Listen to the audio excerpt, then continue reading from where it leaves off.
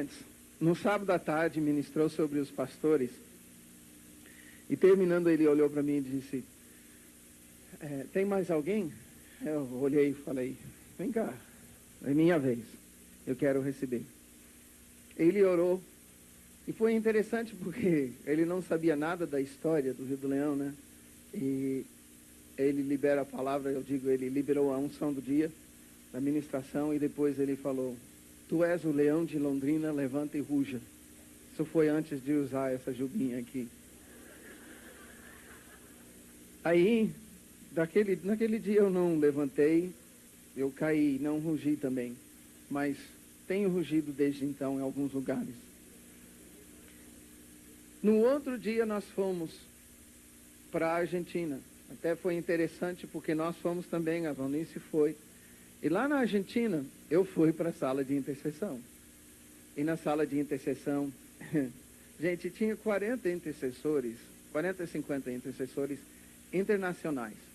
Então, imagina uma sala. Eu naquela época, eu não era,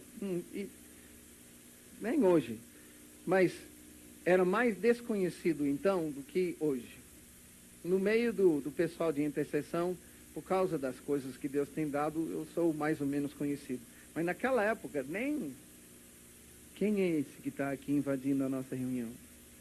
E imagina você estar numa reunião de oração com todo mundo do calibre na intercessão da nossa irmã. Eu estou ali, assim, ó. O que eu estou fazendo aqui? Mas eu queria ouvir o que o Espírito estava falando com a igreja.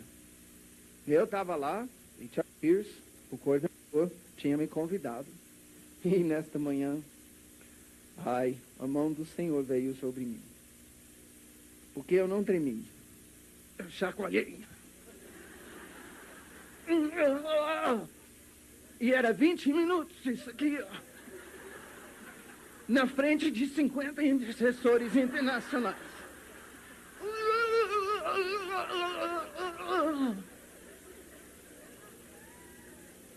Vocês acham engraçado, né?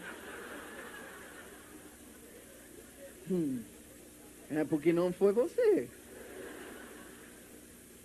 E eu estou aqui na minha mente pedindo, Deus, manda o profeta ou expulsar esse negócio que está, ou dominar alguma coisa. Por favor. Pior, dizem que o espírito do profeta é sujeito, né? Quando querem acalmar tudo, aí logo o espírito do profeta é sujeito. Só que explodiu de mim. Aí eu explodi numa língua que eu jamais tinha falado. E chacoalhando. Eu estou assim, ó, Deus, manda parar esse negócio. Eu não vim aqui para aparecer na frente desse pessoal. Deus, eu estou esperando qualquer hora o Chuck Pierce vir e expulsar algum tribufu bem grande, sabe? Eu estava pronto.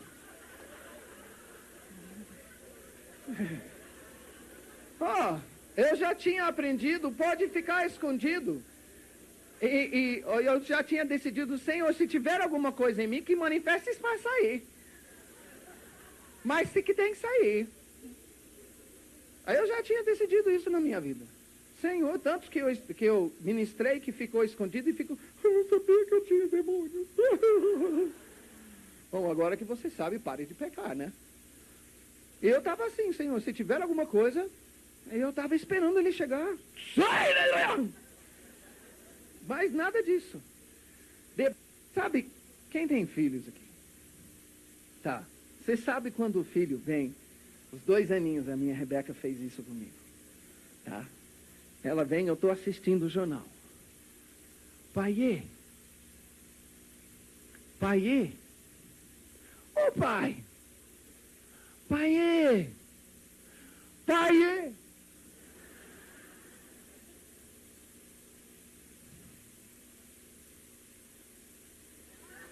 Ô Mike.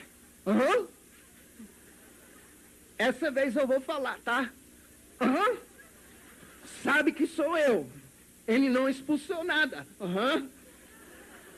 Eu quero falar contigo.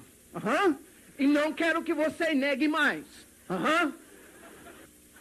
Tá bom, é o Senhor que vai falar? É. Tá bom. Blum. Caí prostrado. Comecei a ter uma visão. Cima do rio Iguaçu. Cheguei no ponto chamado Garganta do Diabo e mergulhei. Só que quando eu cheguei lá embaixo, eu dei um salto. E quando eu dei o salto, eu olhei as minhas mãos e percebi que as minhas mãos não eram mãos, eram patas. Visão. Não estranhei. Olhei para baixo. E eu vi que as águas tinham subido junto comigo. Eu falei, ai. Só que nisso, visão moderna, deu um zoom.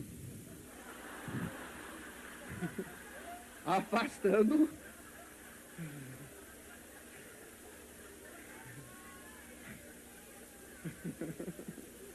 E foi e vi o Brasil de cima.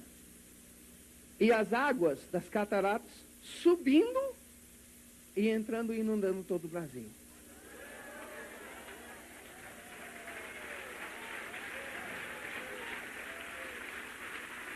Falei, pai, eu quero. Nisso eu comecei a chorar e chorar e chorar. Deus falou mais algumas coisas sobre o avivamento.